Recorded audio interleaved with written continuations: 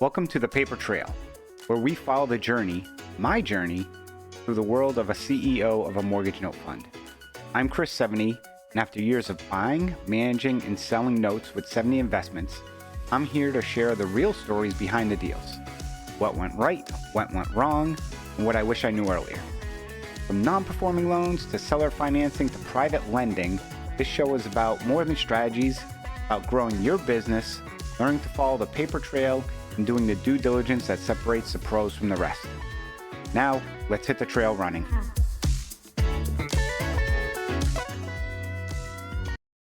Welcome back, everybody, to another episode of the Paper Trail podcast. I am your host, Chris Seveney, talking about note investing and rolling up our sleeves, diving deep into the wonderful world of note investing.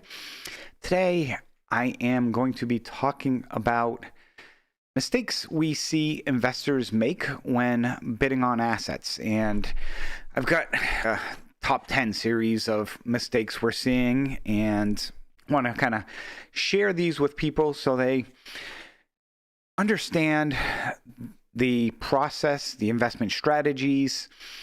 If you are looking to getting into this space, or if you're also looking to invest with somebody passively, understanding big picture about this business, because it is not as simple as people make it out to be. There is a lot involved, a lot behind the scenes, a lot that goes on, and it's important for people to understand that. If you want more information about what we do, how we do it, you can also go to seveneyinvestments.com, check out all the content we provide, and also look up some of the offerings if you are looking to be a passive investor on what we have to offer. Today, as we are just kicking off 2026, one of the biggest mistakes I see people making, and then I will turn around and see these assets for sale that sets off a lot of red flags, is when an individual is bidding on an asset, they assume because it's a non-judicial state that they can have an expedited foreclosure. And that is not true in all instances. And this is where I like to say you have to play into common sense of what may or may not happen. And I will give an example of a borrower who has a property. We'll call borrower A and borrower B. And let me have you just sit down and think if you believe the outcomes would be the same for both of these. Borrower A lived in their property for 15 years, owes $300,000, lost their job, hasn't been able to find work. Property's worth about $500,000 in Tennessee, and they are a year behind on their mortgage. Their payment, let's just say, is $1,900 a month for a beautiful 4-bed, 3-bath house. That an equivalent property to rent would be $2,500. That's borrower A. Borrower B is an investor who bought a rental property, same exact loan amount of $300,000, but the property is worth $300,000. They're not getting the rent in the door anymore, and property's pretty much slightly underwater. Same state of Tennessee. Which borrower do you think is going to fight harder to keep their home? The person that's lived in the property for 15 years and has equity, or the person who has it as a rental and has no emotional equity? Those situations matter. Now, the answer to that question is borrower A is definitely going to most likely put up a bigger fight than borrower B. So you send a demand letter. Borrower doesn't respond. You file for foreclosure notice, and what happens the day before the day of the foreclosure sale? Borrower files bankruptcy.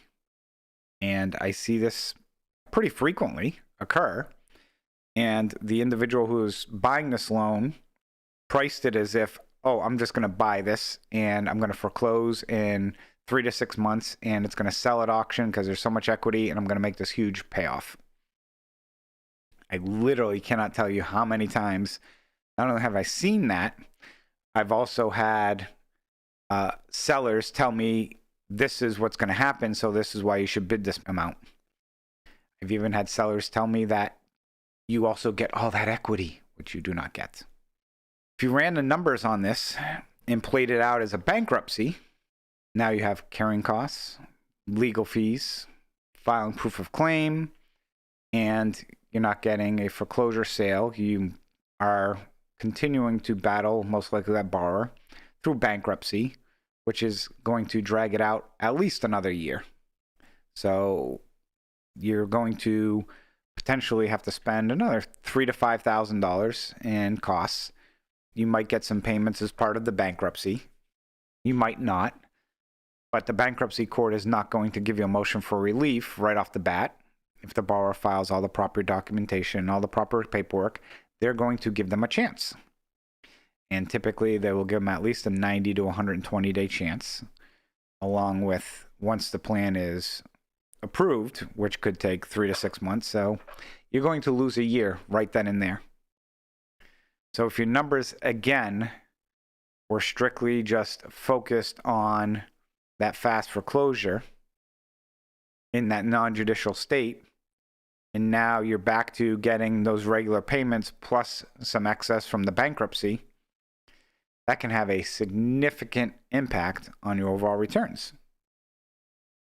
And I've seen this in situations where it was a lower interest rate, say at like 5%, and the amount of back payments that are due wasn't significant. So you're not getting a huge uptick from those bankruptcy payments. And when you see people paying $250,000 for this $300,000 note, and then you realize that you're getting the $2,000 a month in payments, then you're going to pay the servicing fees, but then you're only getting a few thousand extra dollars a month. Now your returns on this bankruptcy still could be 7-10%, but people are probably pricing this as a quick hitter of, oh, I'm going to make 20-25%. And would you rather be making 7 to 10% on a borrower with a 780 credit score and a very good payment history, or a borrower who is looking for a job, doesn't have the funds, is in bankruptcy, and has additional risks? So those are definitely things to consider. And we're also seeing in the marketplace courts being more conservative towards the borrowers, giving them second chances, letting them modify the plans, deferring some of the payments to extend the plans. So do not go into the bankruptcy thinking, okay, this person is just not going to make their payment, so I'm just going to get this motion for relief very quickly. Borrowers will put up, they'll put up the fight and try and, make it appear that they have their out or they can find their way. Which, for us, in most instances, we want the borrowers to get back on the payment plan, to get us paying, and then we can sell the loan. The way we model and price our loans, it's typically more profitable in that situation for us. I'm not going to lie about it. That's what we like because it's also more profitable. It's one of those businesses that is not a net sum zero where somebody has to win and somebody has to lose. But, and here's the big but with the asterisk all over the place, if you're strictly pricing loans in non-judicial states based on a foreclosure outcome, then yes, that is essentially the most profitable outcome and the outcome you're really going to push and really going to target. And I have seen instances where I've had a lender call me up and they had a borrower who filed bankruptcy. It got dismissed.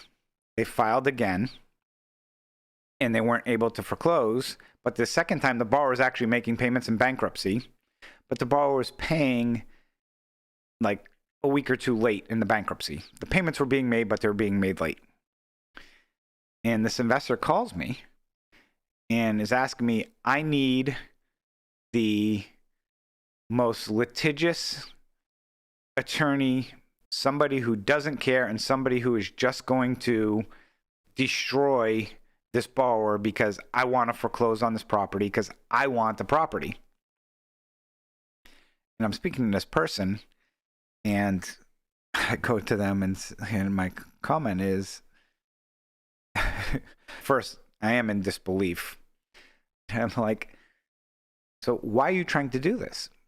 No, like, well, we want the property and the borrower's in bankruptcy. I'm like, okay. Like, how many months is the borrower behind? They're not behind, they're just paying late. And I tell them, I'm like, hey, look, I've dealt with hundreds of bankruptcies, and I've never seen a motion for relief get granted when somebody's making payments, but they're just being slightly delayed or late, like a week or two. I was like, I don't care. I'm going to fight this. And then he thought that when you fight the bankruptcy, like the borrower would also have to spend all these legal fees, which I don't think they do, because it's just going to go to trustee, and the trustee is probably going to laugh at this attorney. But more importantly, I told him, I'm like, I don't have an attorney that does this. I got some attorneys that can handle litigation and can really roll up their sleeves, but not in this type of situation because there's nothing to fight. You're looking for an outcome that really doesn't exist. The borrower is making their payments. So I dive into more, and now I'm just like curious, because this guy, the ego from this person was just mind numbing.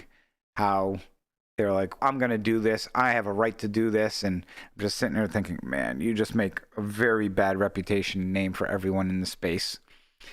And this person started really the ego, and I started quietly just kind of like chirping back at him because they were somewhat questioning my expertise in the space and so forth. And part of me was just like, yeah, whatever, dude. But, so then I ask him, I'm like, what's the balance on this loan? And like, how much did you pay for it? And it was $250,000 loan. The property's worth like $400,000.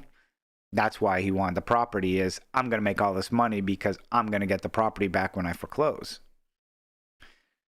And they paid, it was like a $250,000 loan.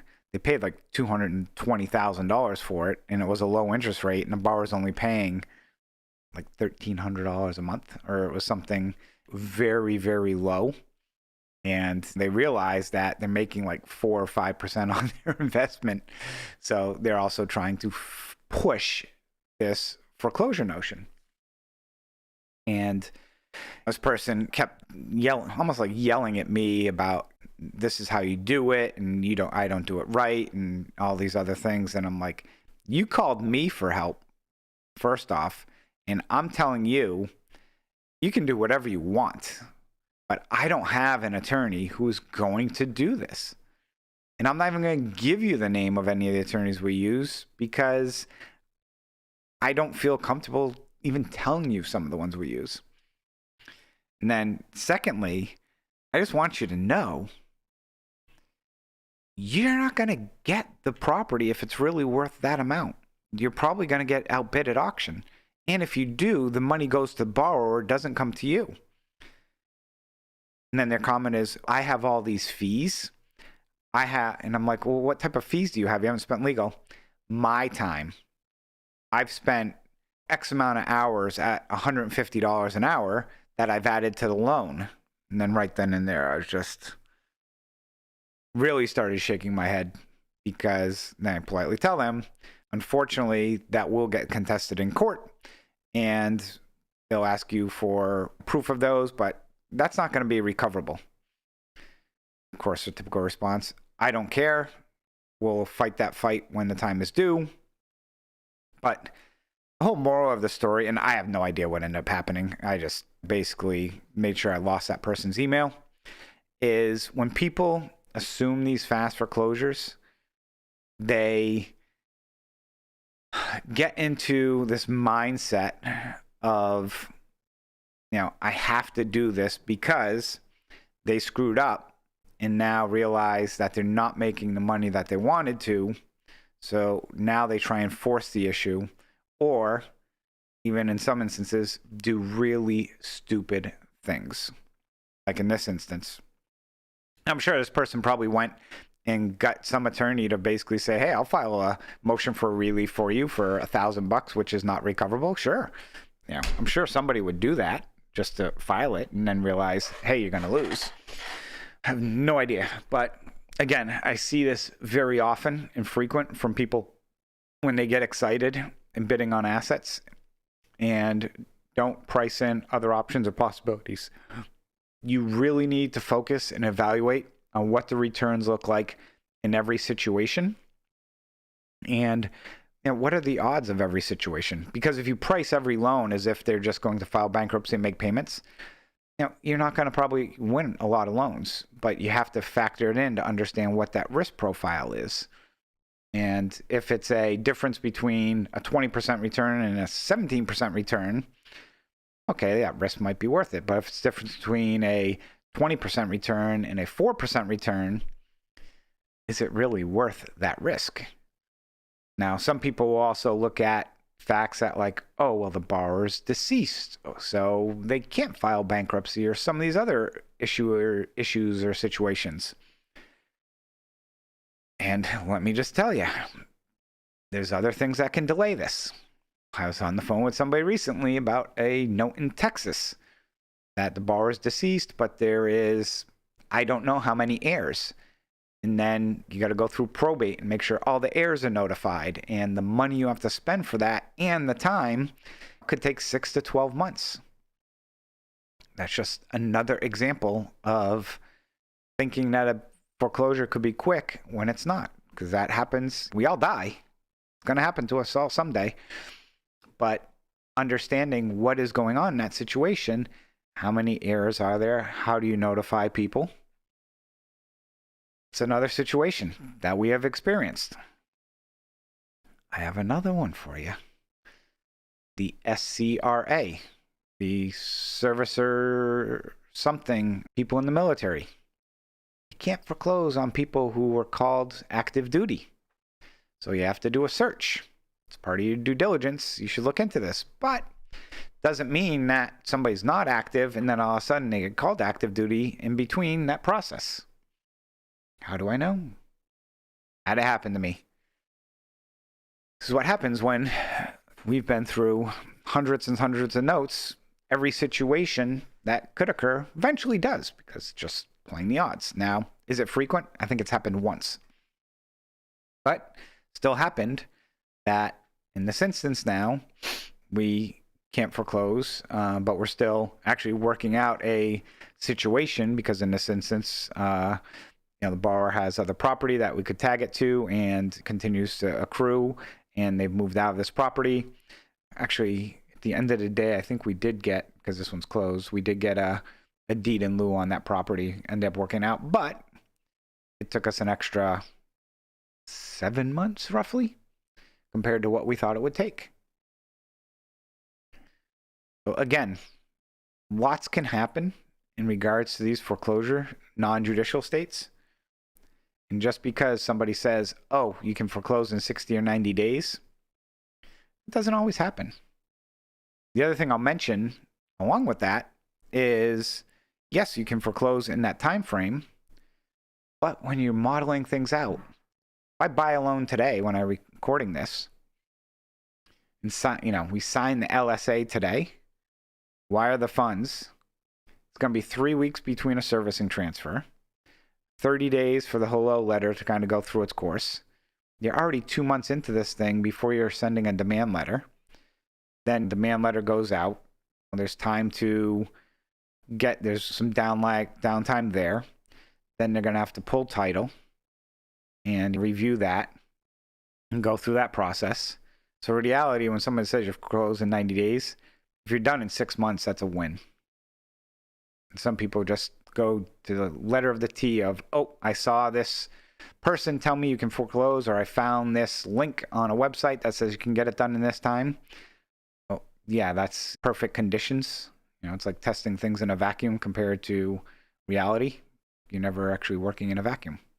I hope everyone, as I wrap up this episode, I really just wanted to focus on people as they get into this space and newer investors, some of the mistakes in assuming these fast foreclosures in non-judicial states, but also to people who are passive, whether you're joint venturing with somebody who tells you you're going to be in and out of the deal real quick, or investing in funds like ours. When people talk about non-judicial versus judicial, it's good to be educated on the process and also some of the things that can happen. Because if the sponsor just says, oh, we just do non-judicial because we always foreclose really, really quickly, well, yes, you can foreclose quickly in those states, but it's not always the case.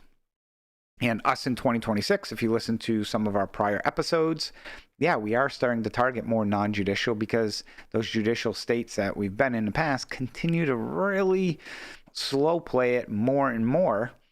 And our pricing continues to adjust. And it's riskier when you have those longer time frames. Doesn't mean that there isn't risk in the non-judicial states.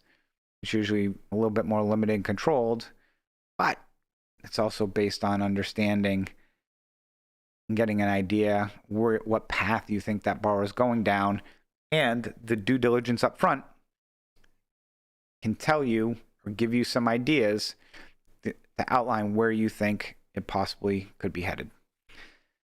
So thanks for listening to this episode of the Paper Trail Podcast. I hope you enjoyed this episode. I hope you found it informational, educational. And if you're looking for more information, visit us at seveneyinvestments.com, where you can find out all information about us. And we have a plethora of webinars, videos, education tools for people interested in learning more about the mortgage note space. Thanks for listening, and I will catch you on the next one. Thanks for joining me on this episode of The Paper Trail. I hope today's insights help you sharpen your note investing strategies. If you found value in this conversation, subscribe, leave a review, and share it with fellow investors. I'm Chris Seveney, reminding you to keep doing the work, trust the process, and always follow the paper trail. Until next time.